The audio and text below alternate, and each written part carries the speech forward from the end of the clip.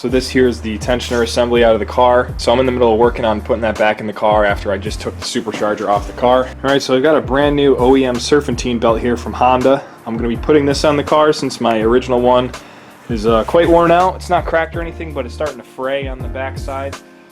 So now that I got the tensioner and everything off and the idler pulley, got a lot more room to get down in there.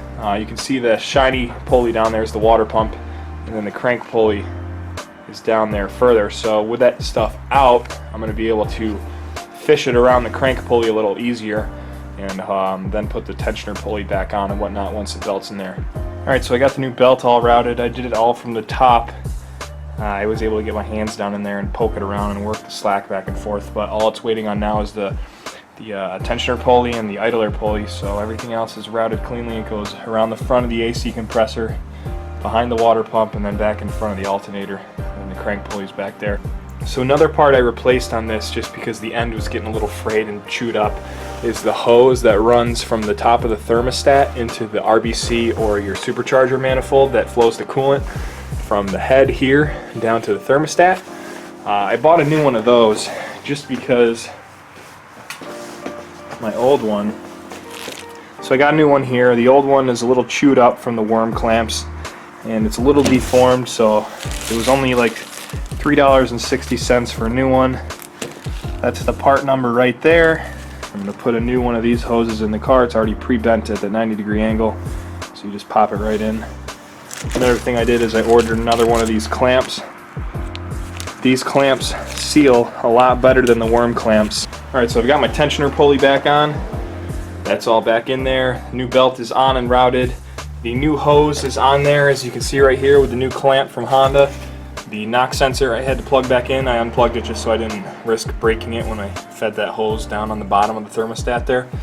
So now I'm going to put the intake manifold support bracket on, the OEM one, and work on putting the factory RBC manifold back on. I'm going to start putting the manifold back on here.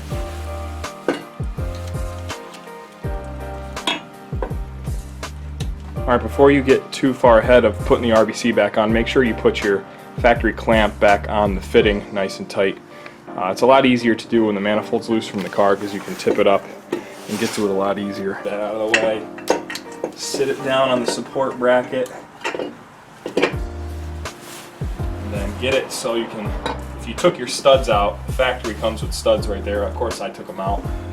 So you're able to get and slide the manifold gasket down in between easily, as opposed to fighting with it and you got to pull the lower coolant line off to pull the manifold back far enough. So this makes it a lot easier.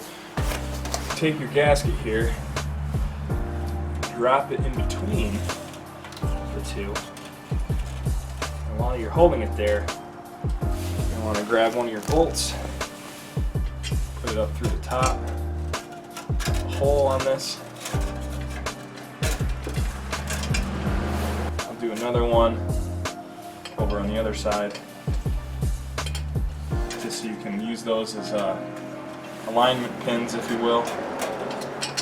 And you're going to lower the manifold, just start to thread in a couple of the top ones here. You don't want to go all the way tight with these because you got to put 6 more bolts in to secure this down, so you just want to leave everything a little loose and start putting them on. And when everything's threaded in, make sure you don't damage the gasket, of course, and once everything's threaded in, then you can slowly go in a crisscross pattern and torque them down to the manufacturer spec. Alright, so the intake manifold bolts are all torqued down. The manufacturer spec is 16 foot-pounds, but I used extensions and stuff on them just because the bolts are hard to get to, so I used, with the extensions, I used 20 foot-pounds. A little bit over wouldn't hurt. Just so everything seals up nicely. So there's a quick look at the manifold, and then the car is coming back together. Alright, so the car's all back together here, ready to put coolant back in it. I finally bought one of these spill-free funnels with little adapters that seal around there so you can fill it up and it's clear so you can see it when you're in the car. Very, very cool. It's only 20 bucks on Amazon, so I'm going to give this a try.